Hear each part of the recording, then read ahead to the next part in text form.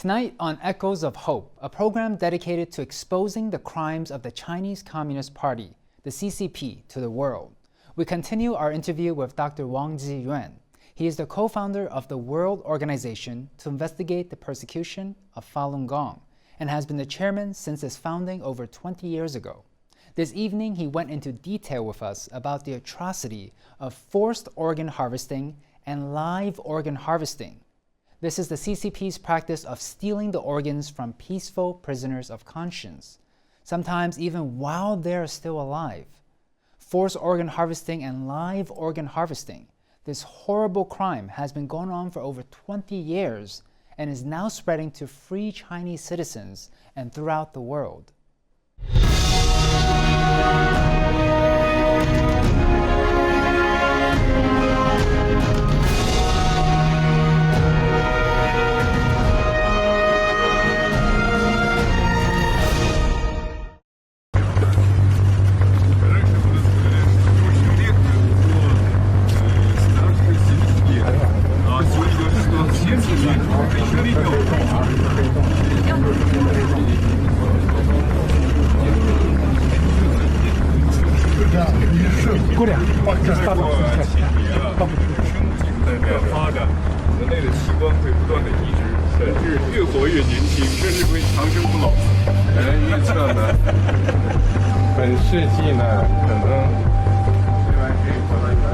Dr. Wang, I want to talk about the Chinese Communist Party's crimes of live organ harvesting. When and how was the CCP's organ harvesting of Falun Gong first discovered? According to investigations by the WOIPFG, the CCP's organ harvesting of Falun Gong practitioners began at the end of 1999. On March 9, 2006, a woman named Anne from the Suzhou Twin Thrombosis Hospital in Shenyang, China, came to Washington, D.C. She was the first to expose the dark secret of the Suzhou Twin concentration camp, where Falun Gong practitioners' organs were allegedly harvested. Since the day of the exposure, the WOIPFG immediately began its systematic and long-term investigation. By until October of 2023, the WOIPFG had published 866 audio-taped evidence and more than 4,000 documents. Among them, 66 audio recordings explicitly acknowledge or directly prove the organ harvesting of Falun Gong practitioners. Those evidence include 5 sitting members of the CCP Politburo Standing Committee: Zhang Gaoli, Li Changchun, Zhang Dejiang, Zhou Yongkang, Zheng Qinghong, 1 vice chairman of the Central Military Commission, members of the Politburo, Defense Secretary, Secretary of the PLA's Health Department's Logistic Department, and live witnesses to forced organ harvesting. Additionally, 45 hospital presidents, directors, and lead surgeons from 41 organ transplant hospitals or transplant centers have been implicated. Various pieces of evidence confirm that the CCP's crime of organ harvesting from Falun Gong practitioners is ongoing. A total of 891 organ transplant hospitals or transplant centers and 9,519 transplant surgeons are suspected of involvement in organ harvesting. After nearly 20 years of systematic investigation, the WOIPFG concluded that, starting in late 1999, under the orders of former CCP leader Jiang Zemin, the CCP orchestrated and carried out a state-run genocidal campaign of organ harvesting against Falun Gong practitioners. This operation, controlled through the Political and Legal Affairs Committee and the 610 office, has utilized the full apparatus and resources of the state. It has continued nationwide for 25 years and remains ongoing to this day. The goal of the CCP's forced organ harvesting of Falun Gong practitioners is to eliminate faith groups and the beliefs of truthfulness, compassion, and forbearance. Let me give you a few examples. This first case took place on April 28, 2019. 46-year-old Falun Gong practitioner Zhang Xiuqin, who was from the city of Harbin, was killed through organ harvesting in the infectious diseases department of the CCP's 962nd Hospital of the People's Liberation Army in Harbin. While the hospital staff was preparing to clean her body, Jiang Xiuqin regained consciousness and was discovered by a conscientious doctor.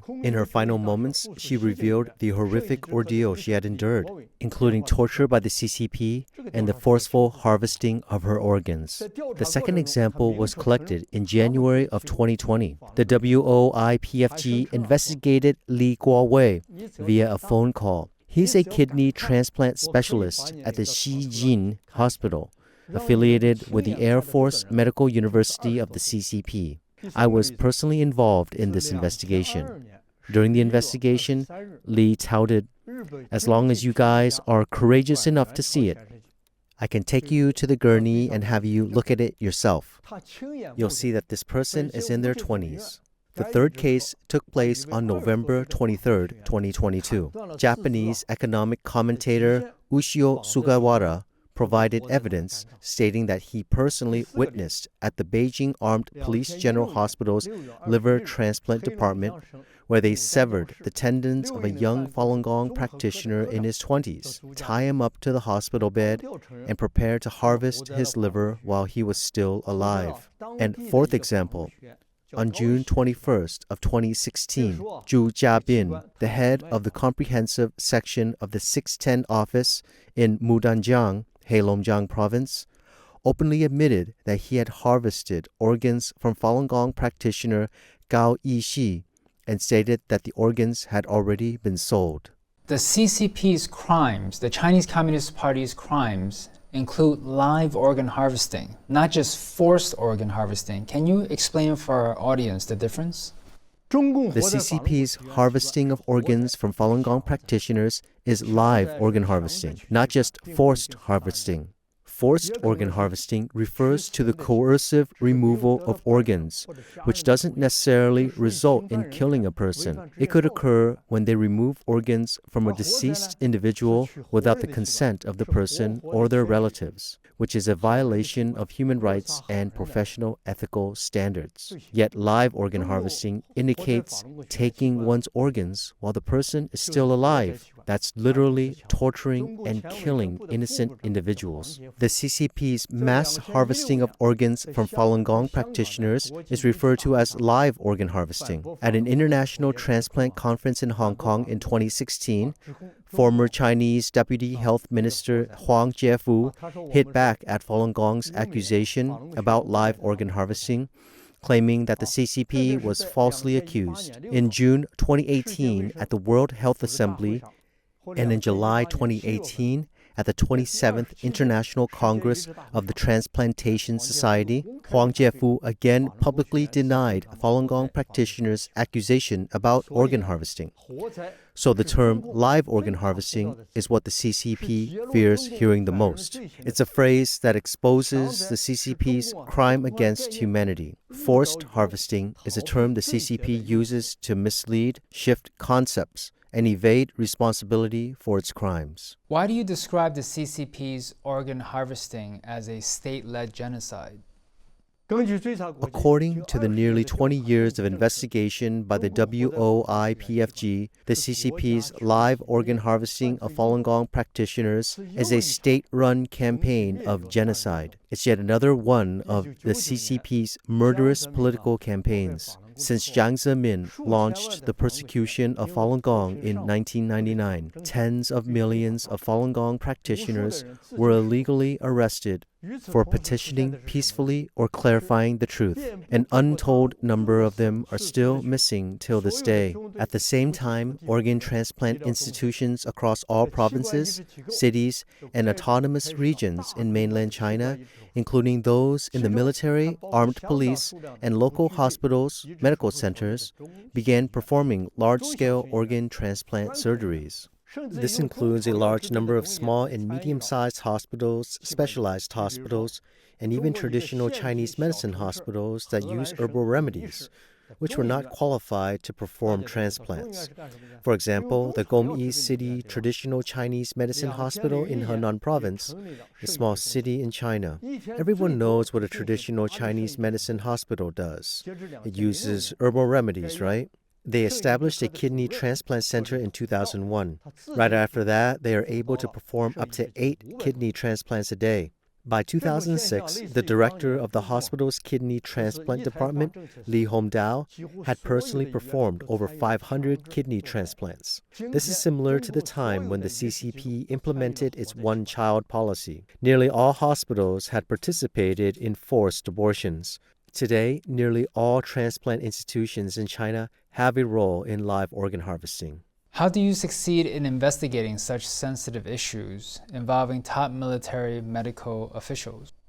Many people have proved that live forced organ harvesting was initiated by then CCP leader Jiang Zemin. Those involved include the former Minister of Health for the People's Liberation Army (PLA) General Logistics Department Bai Shuzhong, Commerce Secretary Bo Xilai, Director of the Liver Pathology Department at Zhongshan Hospital Fudan University Dr. Tan Yuanshan, Dr. Gong from the 2nd Ward of Cardiothoracic Surgery at Tongji Hospital, Huazhong University of Science and Technology, etc.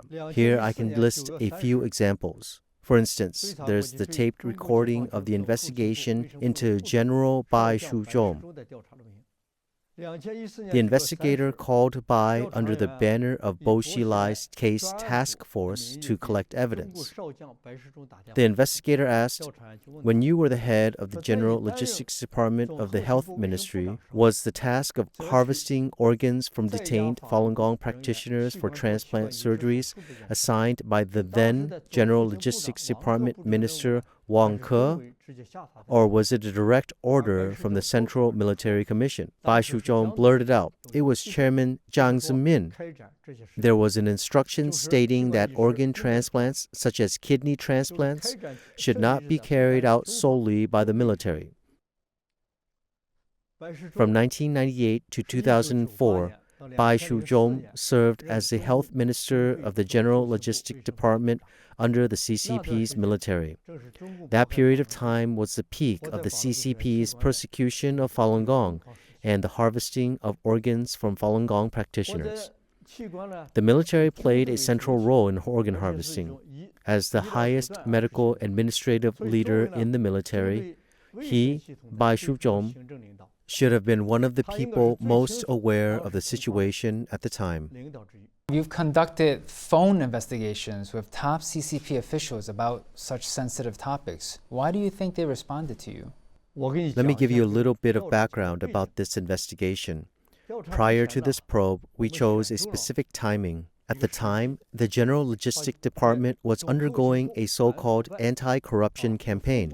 It involved a large number of high-ranking officials, including the department's Deputy Minister Gu Juanshan, who was arrested. Everyone was on high alert and very nervous. We called Major General Bai Shuzhong, the Minister of the General Logistics Department's Health Division, in the name of the Central Military Commission's Discipline Inspection Commission Task Force. When he picked up the call and heard it was from the task force, he became very nervous, and his voice began to tremble. But once we asked him, who ordered the investigation of harvesting organs from detained Falun Gong practitioners for transplant surgeries? Was it then Minister of the General Logistics Department, Wang Ke, or did it come straight from the Central Military Commission? Upon hearing that it was about organ transplant, he immediately relaxed and blurted out, it was Chairman Jiang who issued the directive.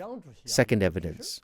The forced live organ harvesting against Falun Gong practitioners is a crime carried out by the top levels of the CCP's apparatus. The WOIPFG published phone recordings involving 5 members of the Standing Committee of the Political Bureau of the CPC Central Committee, 1 Vice Chairman of the Central Military Commission, a member of the Politburo, the Minister of National Defense, and the Minister of Health of the General Logistics Department of the PLA. The evidence is sufficient to prove that it was an arrangement made by the CCP's upper echelons. Let me give you a few examples. On April 17, 2012, our investigator called Li Changchun, a member of the CCP's Politburo Standing Committee. Li was asked, quote, "They seem to be saying that while you and Jia Qinglin are away, they want to convict Bo Xilai and others by linking them to the act of harvesting organs from detained Falun Gong practitioners for transplant surgeries." At the time, Li Changchun immediately answered, "Zhou Yongkang is in charge of this. He knows." On June 24, 2015, the WOIPFG did an investigation on the CCP's Politburo Standing Committee member Jiang Gaoli. Our investigator called under the name of a secretary from Jiang Zemin's office and collected evidence from Jiang, who was visiting Kazakhstan in his capacity as the vice premier of the Chinese State Council. We asked him about a personal directive from Jiang, which asked Jiang to prevent an investigation at the Politburo into Jiang's order to harvest the organs of millions of Falun Gong practitioners. Jiang didn't deny this point, and nor did he express any surprise or shock at not being informed. He actively vowed, "I definitely will," and said, quote, "I will make sure to prevent the investigation during the Politburo discussions," and added, "Please rest assured, Chairman Jiang." Given the CCP's extreme sensitivity to this topic, how do you obtain such concrete investigative results? I personally made the phone call, and I did it at the best time, in the best place, and spoke to them about issues they cared most about at the time.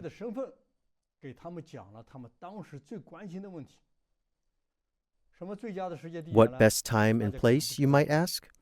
In China, any sitting member of the CCP's Politburo Standing Committee is not allowed to talk to people via cell phone like this.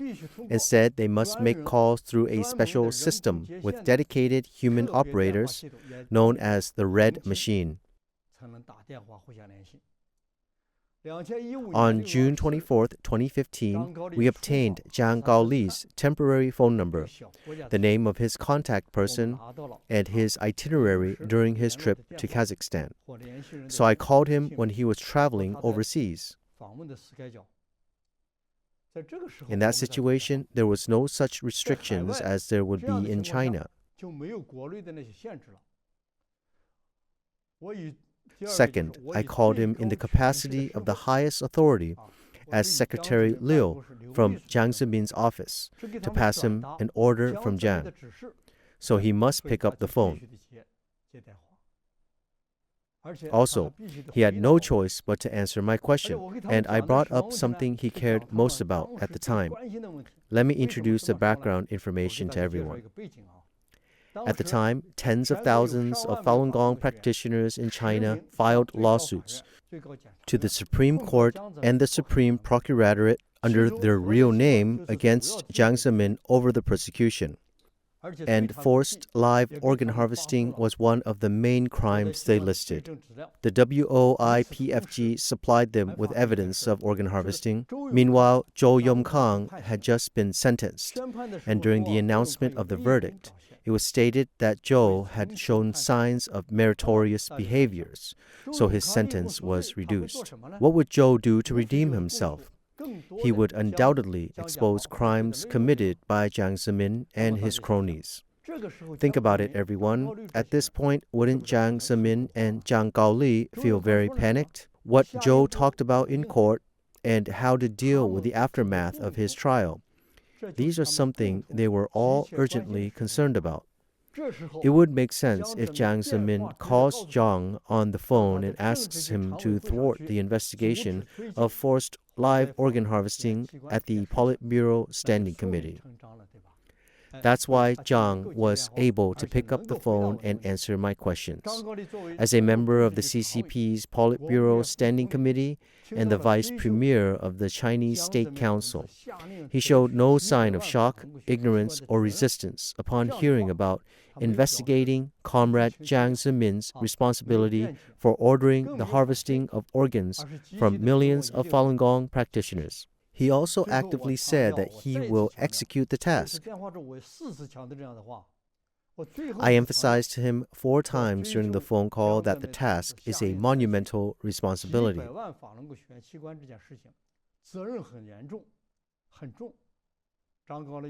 Zhang Gaoli said to me twice, I wish Chairman Zhang good health and longevity.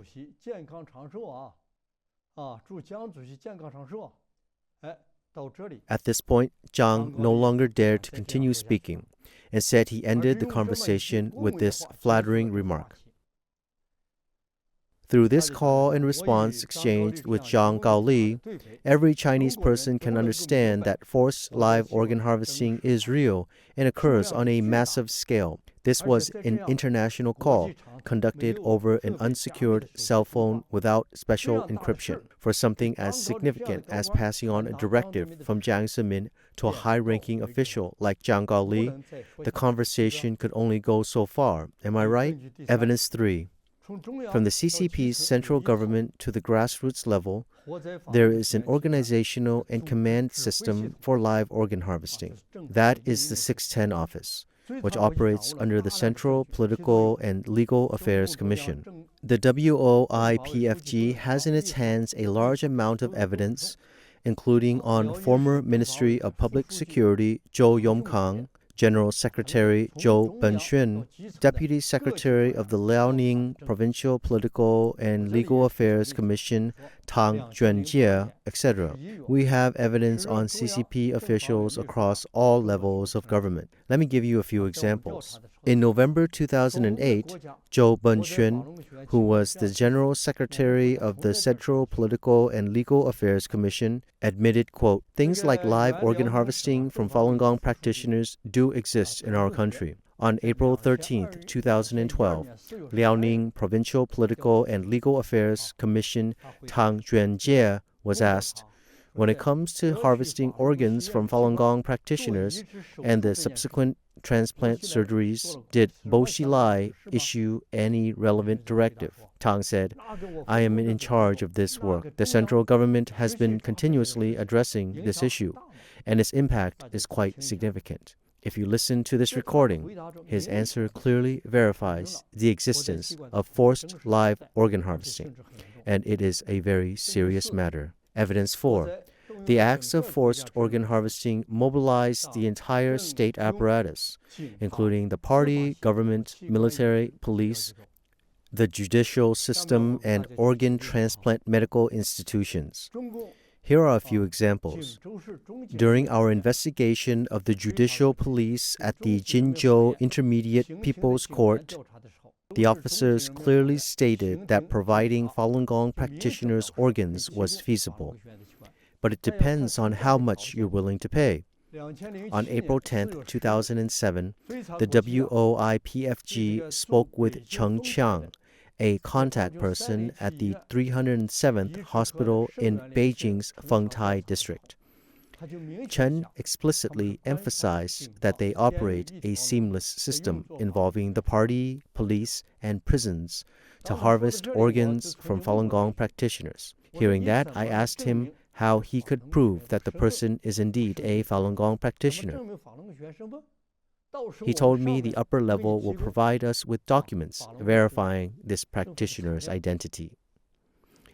Between October 19, 2018 and December 2, 2018, I made 17 phone calls to experts, professors, and department heads at 13 top-tier hospitals across 11 provinces and municipalities in mainland China. We conducted an investigation into whether hospitals are still using organs from Falun Gong practitioners. We spoke with directors and department heads of certain key hospitals to find out. Among everyone I spoke with, 10 of them admitted that they were using organs from Falun Gong practitioners.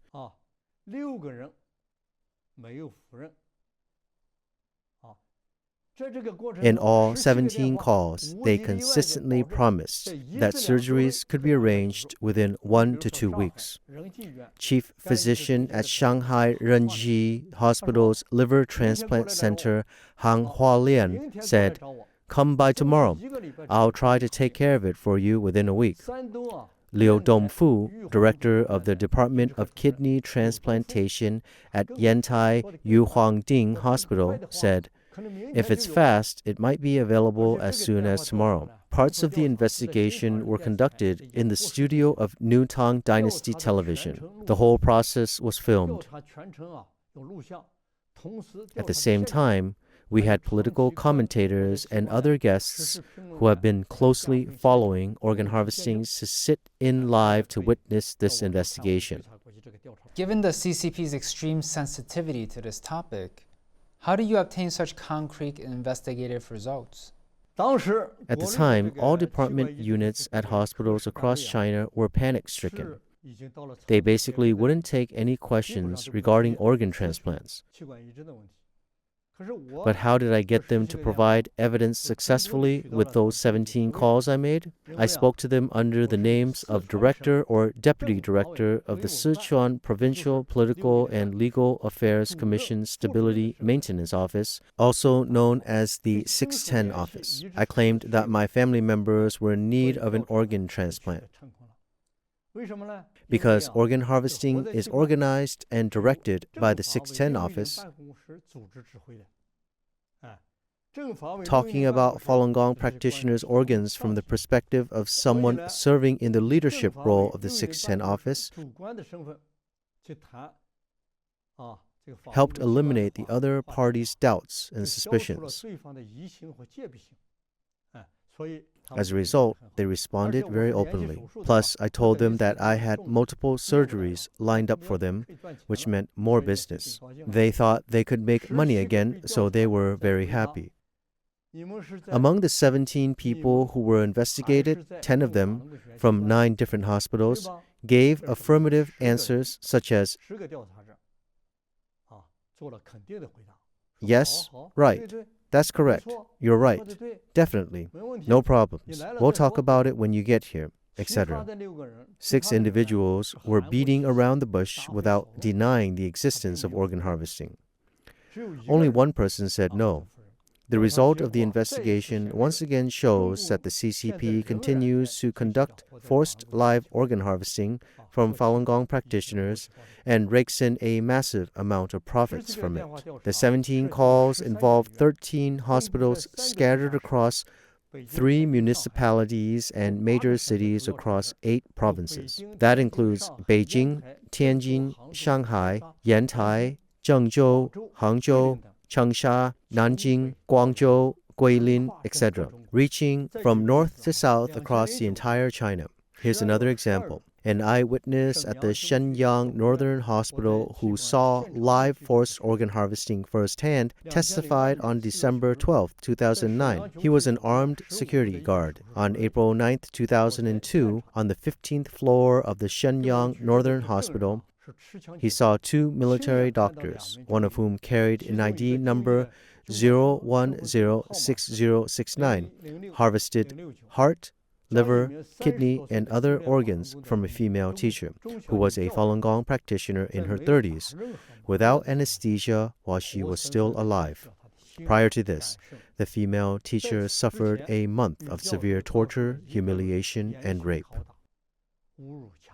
Why does the Chinese Communist Party perform live organ harvesting without anesthesia? Why doesn't the CCP use anesthesia when harvesting organs? Because anesthesia suppresses the functions of nerves and organs. It can affect the recovery of organ function after transplantation and may even lead to transplant failure. When the organ is being harvested, blood circulation is cut off, and the anesthesia remains in the tissues, continuously suppressing the functions of nerves and organs. This is especially significant in cases of ischemia and hypoxia in organ tissues, where the impact of anesthesia on tissue cells is greater, creating severe obstacles to the recovery of organ function. Besides that, the CCP is also using forced live organ harvesting as an extreme form of torture. They don't treat people as human beings. Would they use anesthesia in normal organ transplant procedures? No, because in normal circumstances, the organs are sourced from individuals who have died due to accidents or those who have passed away despite medical efforts. Since the person is deceased, he or she is in a state of brain death. They aren't in a state of consciousness and cannot feel anything or experience pain, so there is no need to apply anesthesia. Evidence 5. A nationwide network of living organ donor pools. We just summed up the 4 reasons why the CCP's organ harvesting from Falun Gong practitioners constitutes a state-led genocide campaign. We believe the reasons are, number 1, it was Jiang Zemin who issued the directive. Number 2, the CCP's upper echelons made the arrangements. Number 3, there is an organizational command system from the central government to local levels, including the Political and Legal Affairs Commission and the 610 office. Number 4, the CCP mobilized organ transplant institutions across China, which include party, government, military, police, and local transplant agencies. Let's talk about the 5th reason. There is a nationwide network of living donor pools, provided at the disposal of the acts of live forced organ harvesting. The timing of the explosive growth of organ transplants in China is closely synchronized with the CCP's campaign to suppress Falun Gong. In 1999, mainland China saw the first ever explosion of the organ transplant industry to the world. At the same time, the CCP launched its genocidal campaign of forced live organ harvesting of Falun Gong practitioners. As we all know, the biggest issue that's holding back the development of organ transplants is the difficulty in sourcing organs. Especially in China, traditional beliefs hold that after death, a person should be buried to rest in peace. Harvesting organs is considered the utmost disrespect to the deceased and is believed to bring misfortune to the family. So there are very few organ donors. Prior to 1999, China was one of the most backward countries in the world in terms of organ transplants. But strange things happened after 1999. We saw the explosive growth of organ transplants in China. I will use liver transplants as an example here because liver transplants are almost always whole liver transplants. Providing a liver donor means the end of a human life. In the 21 years before 1999, China performed a total of only 135 liver transplants. Between 1991 and 1998, there were only 78 liver transplants in total, averaging 9.7 cases per year. China lagged far behind in the world in terms of organ transplants. According to China Liver Transplant Registry 2006 annual and state-run media reports, between 1999 and 2006, there were 14,085 liver transplants, averaging over 1,760 cases per year. Compared to the 8-year period from 1991 to 1998, we saw an increase of roughly 180 times. The data in the above report is only what the CCP has publicly disclosed. The actual numbers are even more staggering. Some hospitals even saw an uptick of more than 1,000 times. Take, for instance, Tianjin First Central Hospital completed its first liver transplant in 1994. From 1994 to 1998, a total of 8 liver transplants were performed over those 5 years, averaging 1.6 cases per year. But ever since 1999, the annual number of liver transplants at this hospital shows a logarithmic growth. In 2000, there were 78 cases, followed by 129 cases, 272 cases, 289 cases, and 507 cases in subsequent years. In 2005, there were 647 liver transplants. After the new transplant building of this hospital was put into use on September 1st, 2006, the number of transplant beds increased from 120 to over 500. Some reports suggest 700, with an occupancy rate of over 90%, peaking at 131.1%. The actual number of surgeries performed annually exceeds 5,000, with a peak of 8,000 cases per year. The transplant volume before and after 1999 differs by thousands of times. The Tianjin First Central Hospital's bed utilization rate has reached over 130%. How can it reach over 100%? The bed occupancy rate is calculated based on the number of beds, but because they had too many patients, they added extra beds in patient rooms, corridors, and even conference halls. They even rented rooms in nearby hotels. One floor was used as additional bed space, serving as extra patient rooms. As a result, the number of hospitalized patients exceeded the designated bed capacity, pushing the occupancy rate above 100%. The second piece of evidence is the low-cost promotion of organs from living donors, even offering free transplants. Let me explain to you how ludicrous the CCP's organ transplant situation was. It's gotten to the point where human lives were treated with utter disregard. A large number of people had their organs harvested while they were alive. Human organs were put on sale with a discount and sometimes even handed out for free. Here are some evidence. 1. On April 12, 2006, Jilin Heart Hospital was having a sale. A heart transplant cost 50,000 yuan. 2. On April 28, 2006, Hunan Provincial People's Hospital launched a promotional advertisement offering 20 free liver and kidney transplants. It meant they would perform 20 liver and kidney transplants for free. First come, first serve. 3. From June the 1st to the 30th, 2017, the Liver Transplant Center of the First Hospital of Jilin University launched a sales event offering 10 free liver transplants for children. 4. Dumping to the world.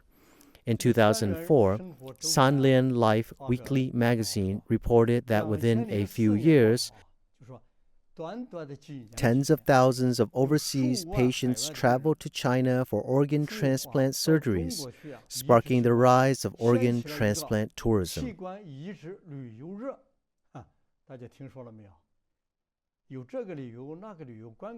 We've heard about different types of tourism, but this time it involves organ transplant. Where did this information come from? They were mainly sourced from the CCP's state media and China Liver Transplant Registry 2006 annual released by the Chinese Ministry of Health. Like, how can any one or any organization, and in this case, the Chinese Communist Party, treat something horrendous like forced and live organ harvesting as a business? I must say that it's not fully a business, but why are they doing it en masse? It goes to show that they have a large number of people incarcerated.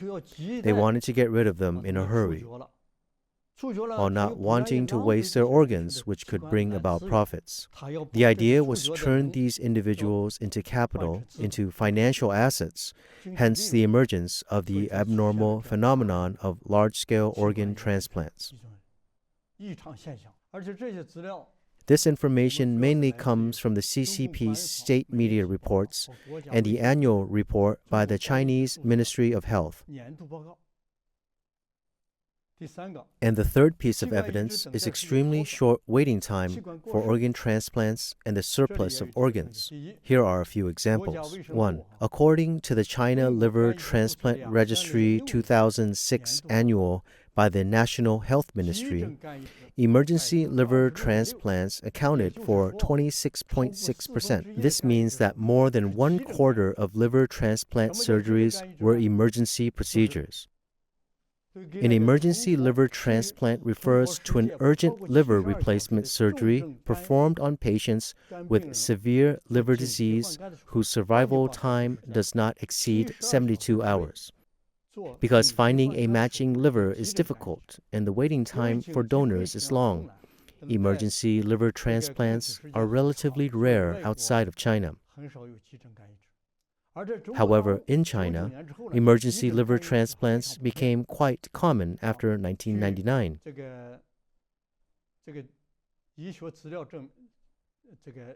The chance of matching the white blood cell tissue compatibility antigen HLA between non-relatives is very low. if you are not a sibling or close relative. The chances are about 1 in 100,000. Just think about how difficult this is. 2. One kidney transplant has 8 backup kidneys available. 3. One liver transplant has 3 living humans on standby. 4. Multiple surgeries happening simultaneously in one hospital on the same day with a maximum of 24 surgeries at once. In 2014, WOIPFG found through internet searches that there were reports of 42 hospitals performing multiple surgeries on the same day. In communist China, the wait times can be as short as hours to even days of getting a fresh organ because of all the evil crimes that they're doing. Versus a civilized society, how does it usually work? Like such as in America, how long does it take a patient to lawfully get donated an organ? In the United States, average waiting time for a liver transplant is 2 to 3 years. On March 24, 2012, an online report revealed that former Vice President Dick Cheney was placed on transplant wait list for 20 months before receiving an organ donation and finishing his surgery. Up until 2017, 138 million people in the United States aged 18 and older had registered as organ donors. It's a well-developed national organ allocation network. Even so, a report published by Metro says the average waiting time for a kidney transplant is roughly 3 to 7 years worldwide. According to a 2007 report from the U.S. Department of Health, the average waiting time for organ transplants in the U.S. is 2 years for liver transplants and 3 years for kidney transplants. I'm really glad your organization, such as the WOI PFG, exists. Thank you so much.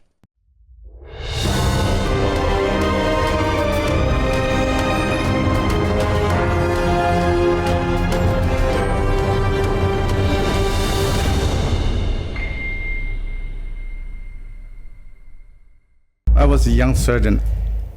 We come to a place called Western Mountain Execution Ground. More than 100 armed police. They were there. Chief surgeon said, get the liver and the 2 kidneys. When I cut through, blood still coming out.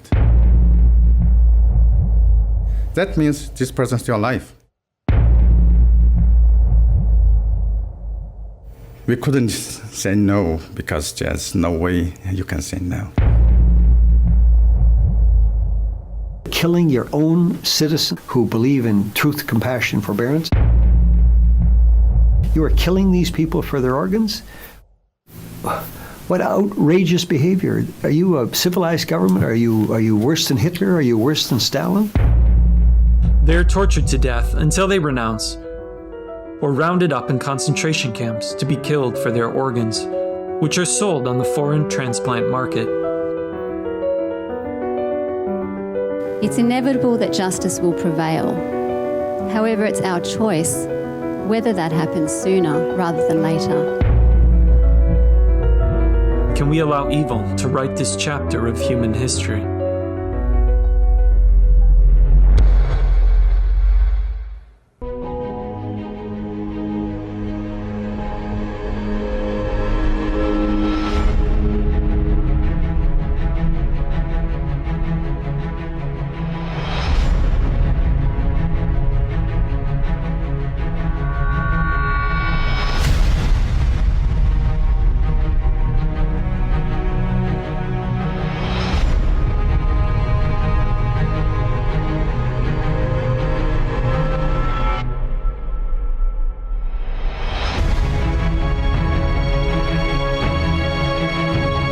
We urge the Chinese people to continue their courageous struggle for freedom from the communist regime. And we want them to know we are with them.